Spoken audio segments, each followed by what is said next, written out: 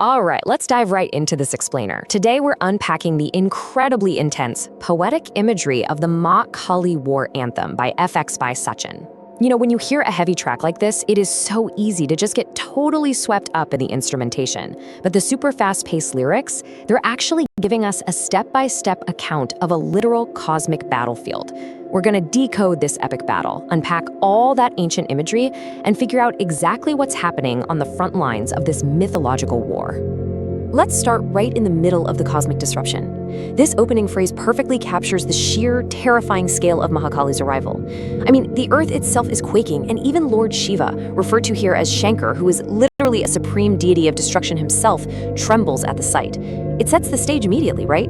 This isn't just some minor skirmish. This is an event of such massive, earth-shattering proportions that the most powerful entities in the entire universe are left totally shaken by her energy.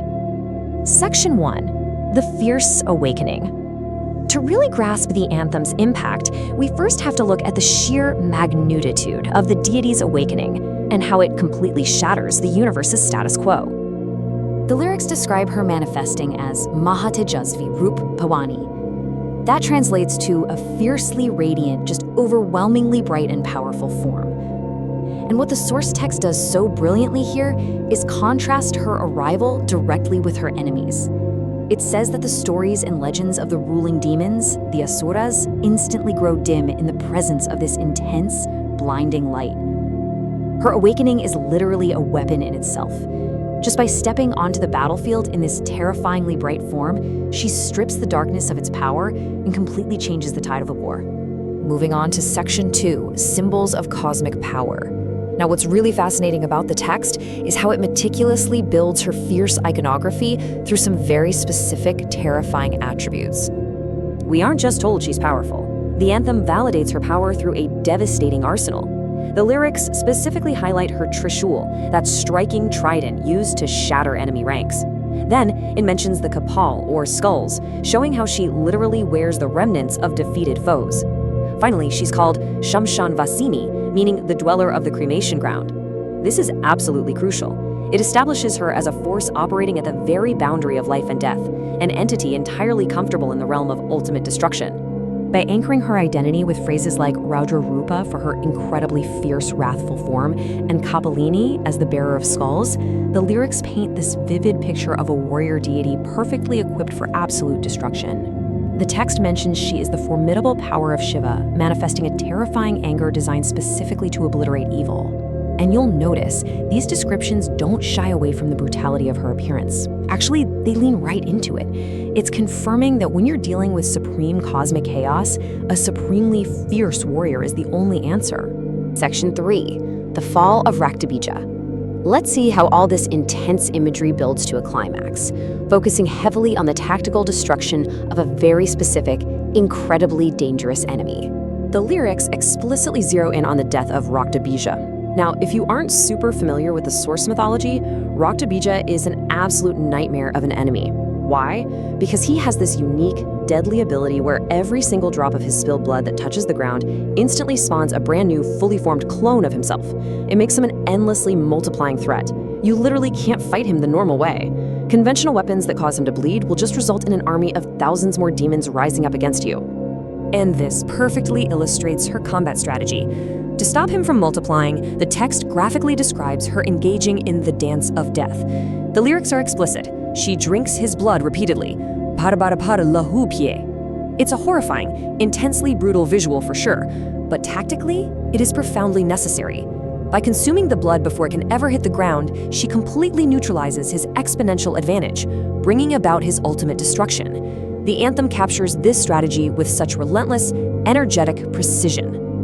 Which brings us to Section 4, Triumph over Adharma. The crucial point here is understanding the underlying purpose behind all this brutal imagery. It isn't just chaos for the sake of chaos, it's a calculated response to a massive cosmic imbalance. When we contrast the two forces at play, things become incredibly clear. On one side, we have the demonic forces representing unrighteousness, or adharma, the root cause of the universal disruption. Against them is Maa Kali's response, ultimate destruction and violent trident strikes. Her immense wrath isn't malicious at all. It's a direct, necessary remedy to completely end the stream of evil, The source text confirms this, stating she turns the tide to break the lineage of this deep unrighteousness. As the battle reaches its absolute peak, the anthem continually builds its energy with this powerful rhythmic chant that repeats throughout the latter half of the text. Jai, Kali, Maa Kali. Victory to Kali, Maa Kali. It serves as this pulsing heartbeat, driving the narrative of the battlefield forward and signaling that the tide has officially turned. As the chant repeats, multiplying and layering over itself, it really mimics the relentless driving force of her victory over the demon forces. You can almost feel the rhythmic marching of a totally triumphant force. The enemy is in full retreat, and their history is actively being erased by her blazing presence.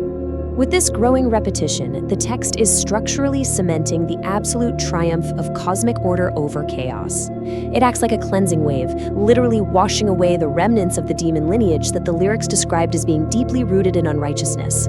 Every single repetition of the chant acts as a strike against the lingering shadows on the battlefield. Finally, by the fourth and continuous repetition, the text permanently locks in her status as the ultimate protector. The lyrics make it crystal clear. She has completely broken the stream of high unrighteousness, putting an end to the era of the demons. The battlefield is cleared, the endless clones of Raktabija are totally gone, and the universe is forced back into alignment by her unmatched, terrifying power. So, as we wrap up this explainer on the incredible lyrics of this war anthem, I want to leave you with this final thought. We've seen how meticulously the text outlines the necessity of terrifying wrath to counter an endlessly multiplying evil.